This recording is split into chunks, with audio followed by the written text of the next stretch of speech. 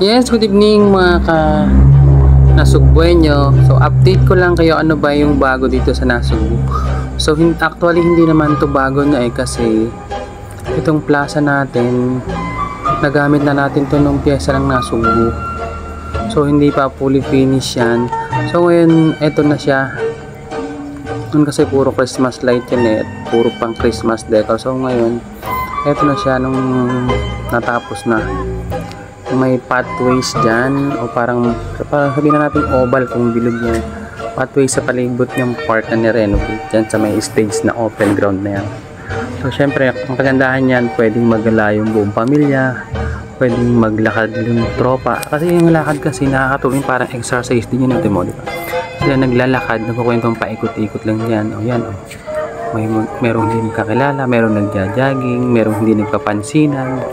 Meron naman ako nakita dyan na isang pamilya sila na naglalakad lang, walking lang talaga. So it's a part of also exercise, diba? Para nare-relax yung katawan na enjoy din yung pamilya. Naglalakad lang sila, paikot-ikot sila dyan o may nagja-jogging. So isa ito sa mga nagawa ng LGU ng Nasugbu under the administration of Mayor Tony Barcelona. Keep up the good work ha. O yan mga kagandahan ngayon ng plaza ng Nasugbu, diba? O diba? Doon nga kausap ko kayo yung nagbabantay doon sa may gate. Kasi sabi ko kung magsasara ng alas 9, hindi naman. Magsasara daw yung gate, pero may nagbabantay dito hanggang gabi, may bumapalit. So maliwanag, ibig sabihin maliwanag yung park na yun hanggang gabi. Kasi doon sa dulo kasi may bandang dapat ng open nung court doon sa kabila, covered court. Meron pa itong bagong gawa din yung nalaruan ng mga bata. Bata kahit na ulan daw. Huli ang sombrero mo mag-aalisin. Kuya, tignan lalaki na.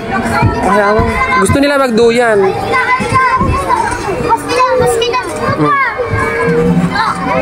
Nene, alis dyan.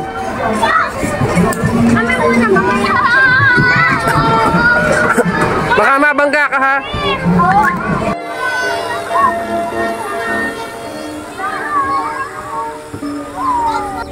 Ito yung bagong Nasugbu Town Plaza, yung laruan ng mga bata. Ayan. Diba? Malaking tulong yan para sa mga bata. Yung mga iba na gusto pagkakalabas ng school, di yan muna pupunta. Maglaro kasama yung taga-sundo sa school, diba? Bago umuwi ng bahay. Saka pag may birthday, pwede niyang ilalami yung bata. Ay, simple, parang siya lang. Pag Pasko, diba? Linggo, Sabado, walang pasok. Thank you for watching. Ako nga pala si Daddy Rai with Kuling and Dino Asen. See you on my next vlog. Bye! Love, love, love.